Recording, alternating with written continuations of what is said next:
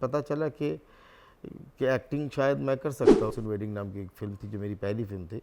मेरी स्ट्रगल, उसका स्ट्रगल, इसका स्ट्रगल, फला का स्ट्रगल।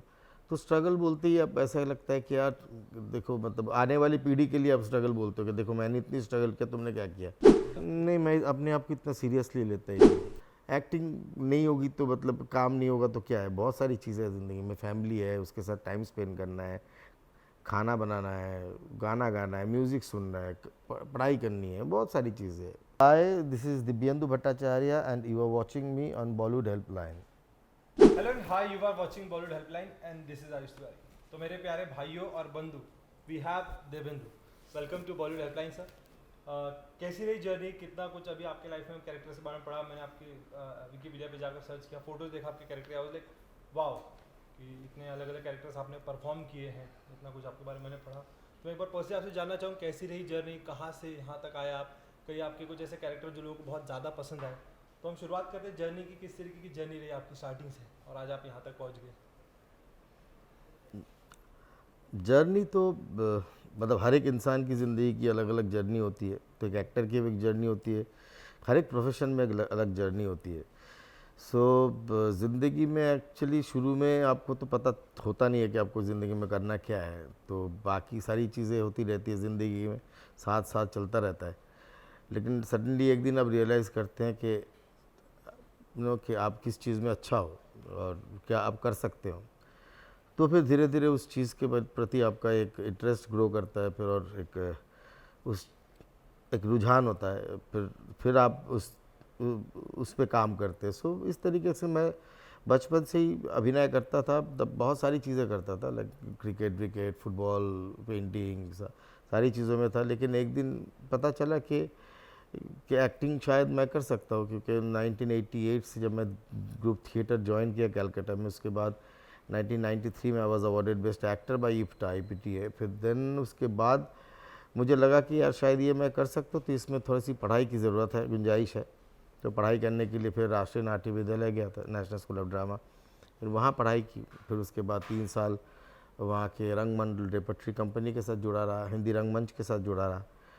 फिर उसके बाद 2000 में मैं मानसून वेडिंग, दिल्ली में मानसून वेडिंग नाम की एक फ़िल्म थी जो मेरी पहली फ़िल्म थी, वो करके फिर मैं मुंबई आया। तो उसके बाद की जर्नी तो सबको मालूम है कि कैसे मुंबई में फिर वो हज़ारों ख्वाहिशें ऐसी, अब तक 56, मतलब लेकिन वही चलता रहा, मतलब अभी भी चल ही रहा है ज़िंदगी।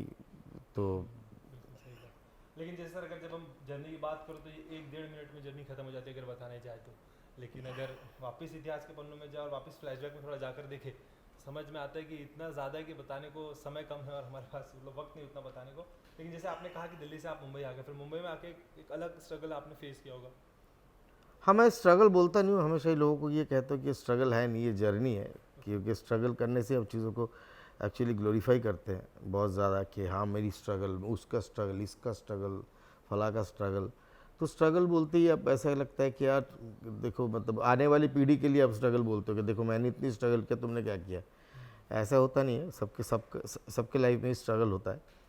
मतलब हर एक फील्ड में स्ट्रगल होता है।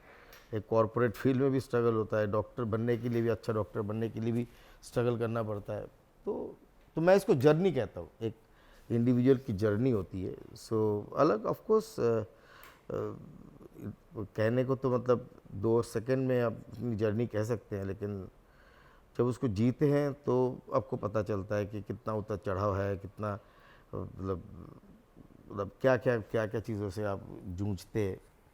तो वो सबकी ज़िंदगी में होता है आखिरकार। बिल्कुल सही है। जैसे आपने सर जर्नी के दौरान एक बात की कि आपने national school of drama NSD से अपनी चीज़ें कंप्लीट की अपने एक्टिंग वगैरह को लेके। तो किस तरीके की तैयारी आपकी NSD, क्योंकि NSD पास आउट करना हर किसी की बस की बात नहीं है, एक अलग तरीके के एग्जाम होती है, उसके लिए एक अलग स्टडी चाहिए, उसके लिए प्रैक्टिस चाहिए, बहुत एक तरीके का अलग स्टडी है वो बाकी स्टडियों के हिसाब से देखा जाए तो आपकी किस तरीके की उसको लेकर तैयारी थी। तैयारी तो मतलब ऐसा सच, मतलब पहले NSD के कुछ क्राइटेरियाज होते थे, मतलब ओके। अभी भी पता नहीं क्या क्राइटेरियाज है। पहले क्राइटेरियाज होते थे, पहले तो आप एप्लीकेशन सबमिट करते थे, अपने अप्लाई करते थे, एप्लीकेशन फॉर्म फिलअप करके भेजते थे। उसके बाद वहाँ एक इंटरनल स्क्रूटिनी होती थी, एप्लीकेशन फॉर्म्स की स्क्रूटिनी होती है। स्क्रूटिनी के बाद फिर वो आपको जोनल इंटरव्यूज़ में बुलाते हैं। जोनल इंटरव्यूज़ मतलब हिंदुस्तान में 4 जगह में एनएसडी का जोनल इंटरव्यूज़ होता है, क्योंकि कैलकाटा कैटर करता है सारा ईस्टर्न, और फिर दिल्ली कैटर करता है सेंट्रल एंड नॉर्थ, और बेंगलोर में कैटर करता है पूरा साउथ, और इधर मुंबई में कैटर करता है पूरा वेस्ट।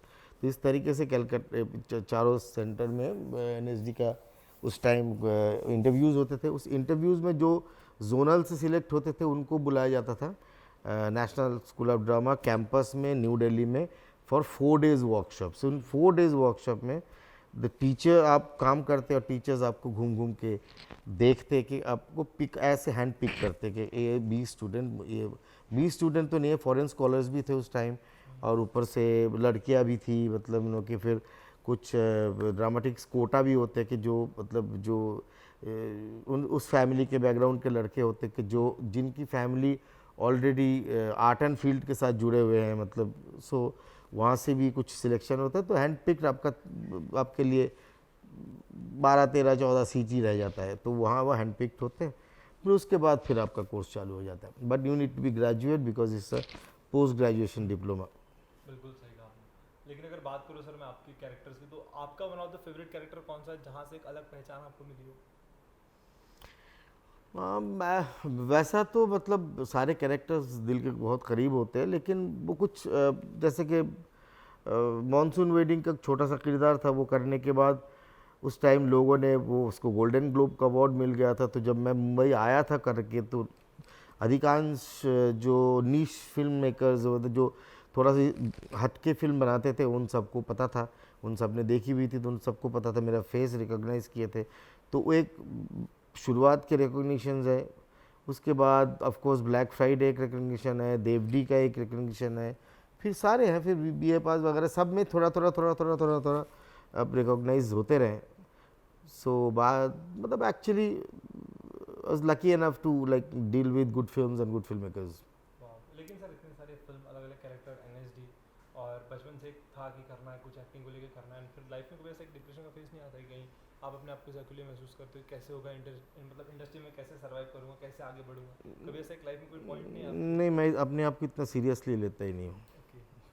जो लोग अपने आप को बहुत सीरियसली ले लेता है वो उनको ऐसी चीज़ों का सामना करना पड़ता है। मैं एक्टिंग नहीं होगी तो मतलब काम नहीं होगा तो क्या है, बहुत सारी चीज़ें हैं ज़िंदगी में, फैमिली है, उसके साथ टाइम स्पेंड करना है, खाना बनाना है, गाना गाना है, म्यूज़िक सुनना है, पढ़ाई करनी है, बहुत सारी चीज़ें हैं। Okay, मतलब आपने उस तरीके से इन चीज़ों को हाँ, मतलब उससे इतना किसी चीज़ को ज़्यादा इम्पोर्टेंस देना ही नहीं लाइफ में, खुद को भी नहीं।